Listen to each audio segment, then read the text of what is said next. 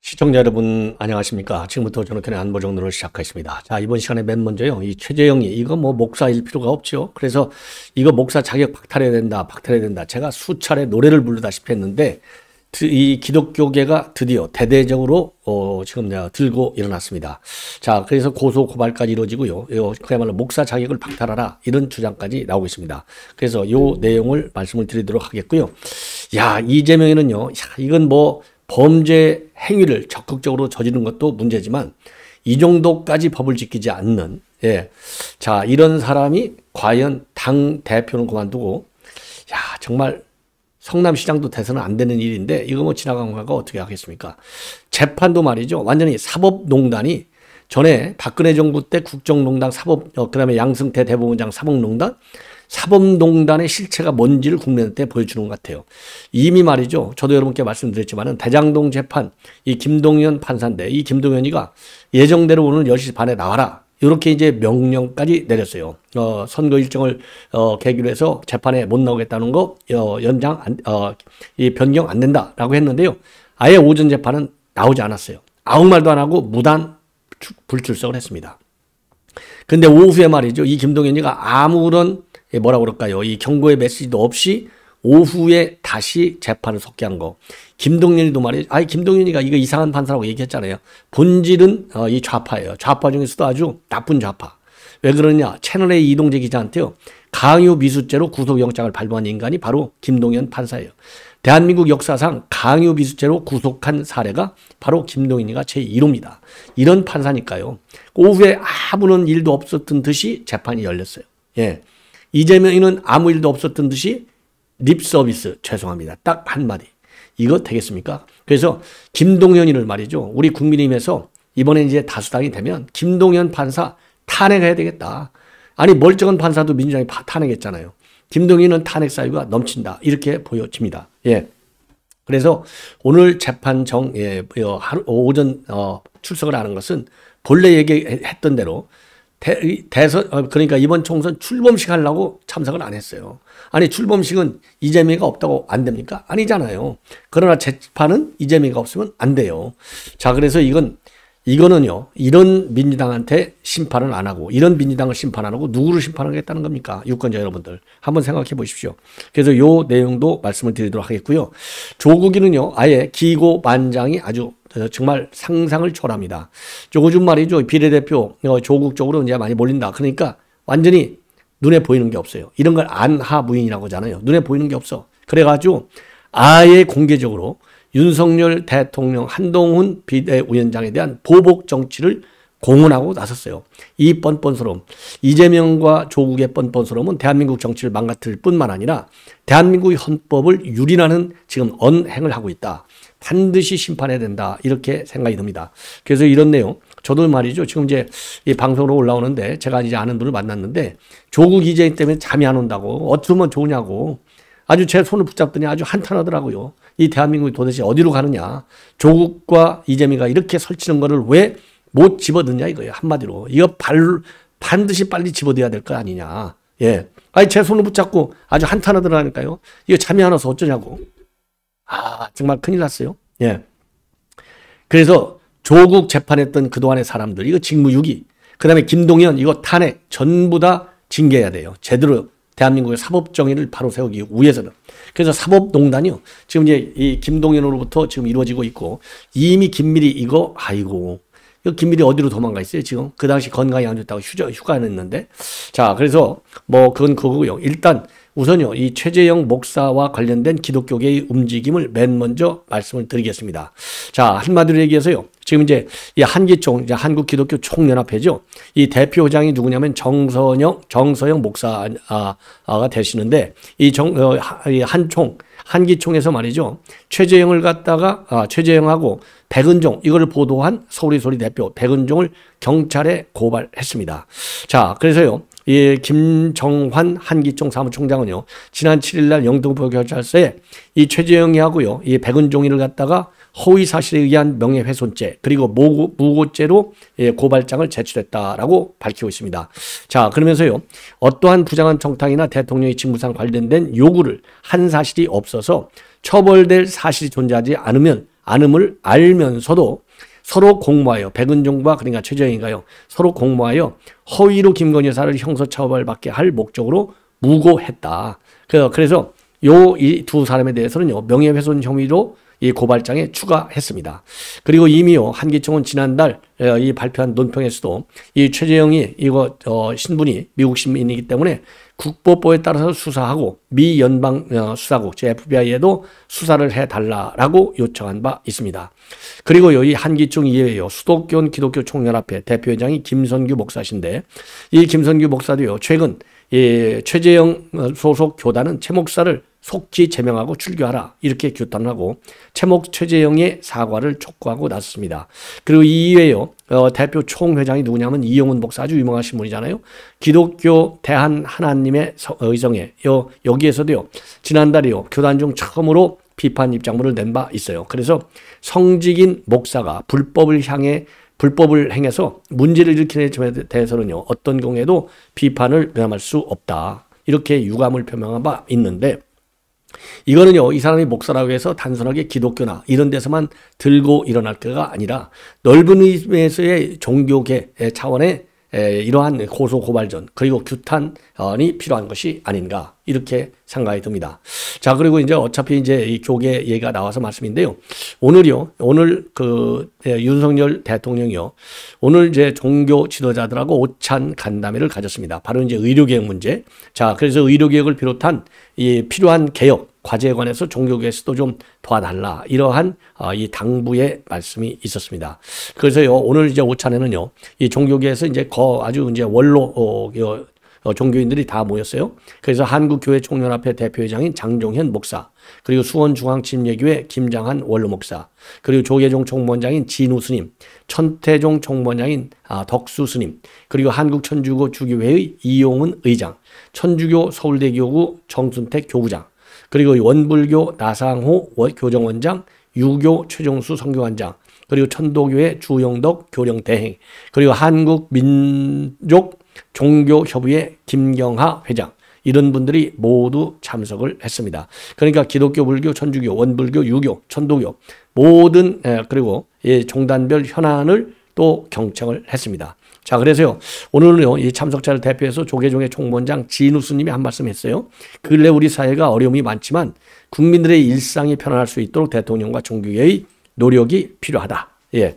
참 옳은 얘기죠. 예. 그래서 이제 종교계가 그야말로 이제 일제히 이 의료개혁을 비롯한 윤 대통령의 개혁과 국정 현안에 대해서 좀 힘을 모아달라 이런 입장을 내놨는데, 이 종교계의 영향이 굉장히 세죠. 예. 그래서 좀 기대해 볼 만하지 않나 이런 생각이 들고요.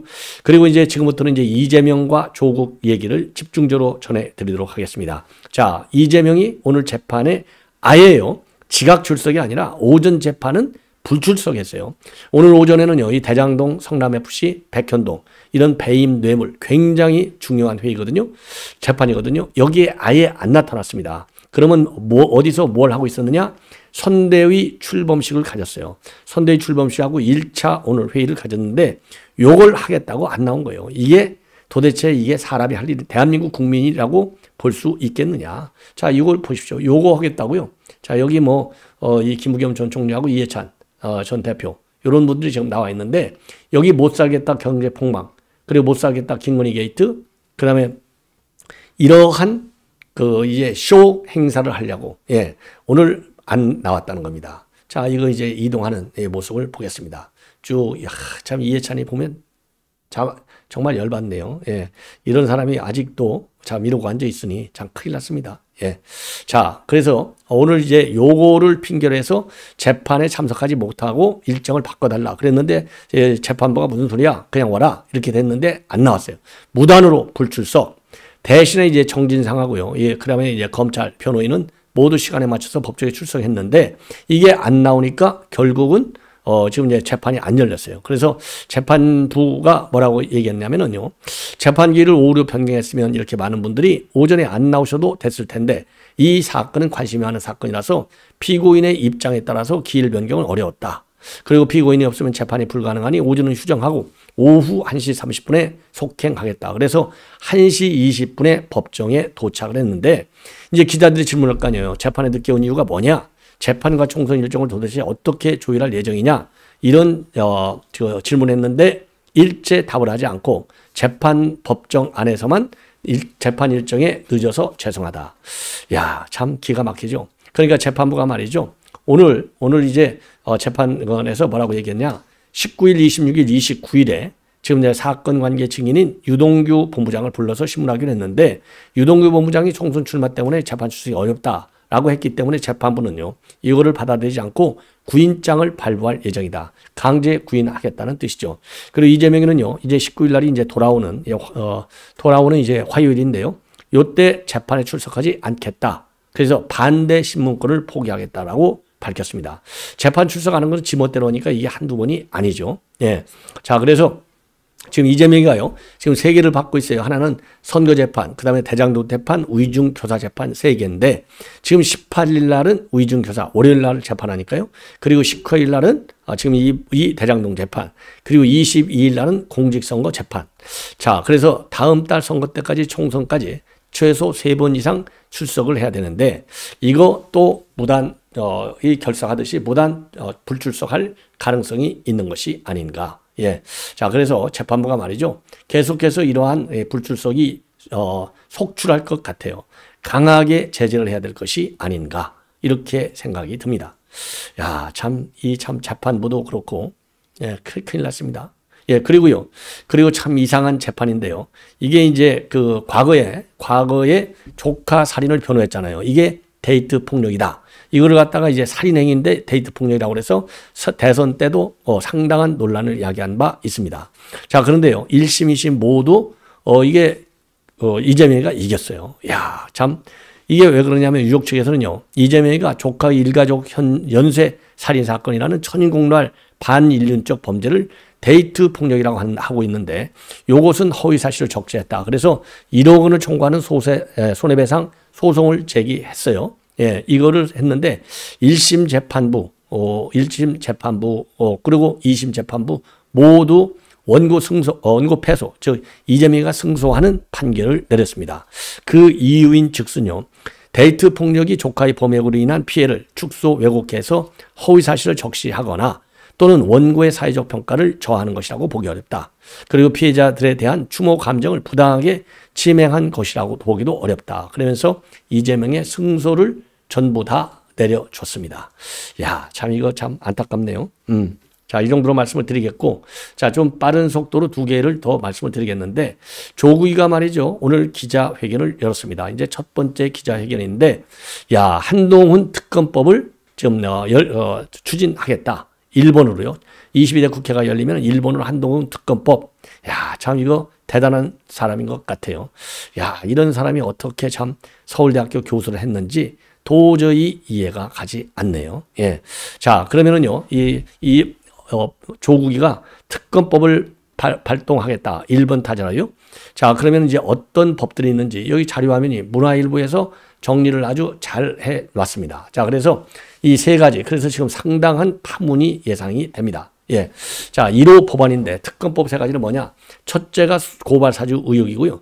2번째가 윤석열 당시 검찰총장 징계 포기, 그리고 상고를 포기한 거. 그리고 3번째가 한동훈 위원장 딸 논물 대필이 되겠습니다.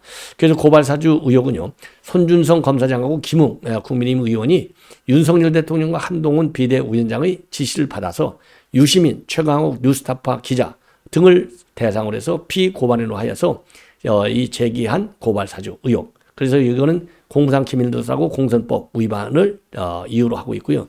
윤석열 당시 검찰총장에 대한 징계 포기하고 상고 포기인데 당시 윤 총장이 정직 2개월 징계 취소 소송 항소심에서 정당한 이유 없이 대리인을 교체해갖고 항소심이 패소가 됐어요. 그래서 이거는 윤 대통령의 이익을 위해서 상고를 포기한 의혹이 있다. 그래서 이거는 직권남용과 직무유기에 해당된다. 이게 이제 예, 조국 민주당 개딸들의 주장인 거죠. 요것도 특검을 하겠다라는 얘기고요. 세 번째로는 한동훈 위원장 딸 논문 대필과 관련해서 특검을 하겠다는 겁니다. 그래서 한동훈 비대위원장 딸의 논문 대필, 해외 웹사이트 에세이 표절, 그다음에 봉사 활동 시간 2만 시간 이렇게 부풀려 가지고 봉사상 수상과 그다음에 전문 개발자가 제작한 앱을 직접 제작한 것처럼 제출했다는 의혹을 받고 있는 내용이 되겠습니다. 자, 그래서 지금 이제 대놓고 보복을 선언하고 있는 이 조국. 이제 비례대표가 뜨니까 눈에 보이는 게 없는 것이죠. 더군다나 말이죠. 이 각종 여론조사에서 15%, 20% 어마어마한 지지율이 나오고 있거든요. 자, 그래서 이럴 때일수록 겸손해야 되는데 그 인성의 한계가 바로 여기까지가 아니냐. 예, 이렇게 생각이 들어요. 예. 자, 그래서 지금 이제 이 고발사주 의혹을 비롯한 여러 가지 그 사건들 지금 강공 노선을 하고 있어요. 예. 자, 이 정도로 해서 이제 말씀을 드리고, 자, 오늘 말이죠. 그리고 뉴스토마토하고 미디어토마토가 오늘 이제 이 비례 정당 지지율을 조사했더니 조국이 24.6이고 국민의 비례가 31.3. 그래서 국민의힘 다음으로 지금 조국 당이 압도적으로 지금 2위를 달리고 있다. 이렇게 판단이 됩니다.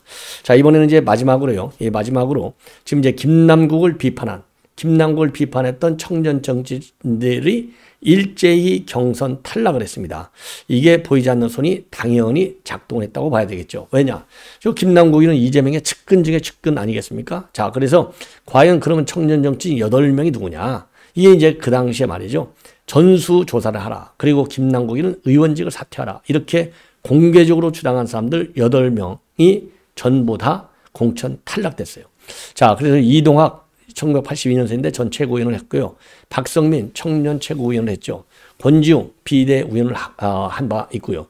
정은혜 전 국회의원이고, 그 다음에 성치훈 전 청와대 행정관이 되겠습니다. 그리고 이인화 전 국토부 장관 보좌관, 그 다음에 청년대병원인 하한기 씨, 그 다음에 수원이라네. 죄송합니다. 이번에 이제 서대문 갑에 나왔다가 떨어졌죠. 신상훈 전 도의원. 이렇게 해서 8명이요. 8명이 지금 이제 청년 정치인들이 전부 아웃됐어요. 이유인즉슨 뭐냐? 딱 하나예요. 지금 그 당시 한참 그 고인 사건이 터질 때 김남국이를 비판했다. 이게 유일한 이유가 되겠습니다. 참 기가 막히지 않아요? 그래서 아예 이번 공천 과정에서 배제되거나 경선에서 탈락을 했어요. 자, 그래서요, 이제 박성민, 우선 민주당의 이동학 전 최고위원, 박성민 전 최고위원, 권지웅 전 비대위원, 정은혜 전 의원, 그리고 성치훈 전 청와대 행정관, 이인하 국토부 장관 보좌관, 하헌기 청년 대변인, 신상훈 전 경남도 의원 8명이 오늘 기자회견을 열고요. 국민은 민주당을 공익에 헌신하기보다는 사익을 우선하는 정당으로 평가한다. 당이 위기감을 느껴야 되겠고, 민주당 구성으로서 우리 당의 상황에 대해서 국민 여러분께 사과드린다라고 밝혔습니다.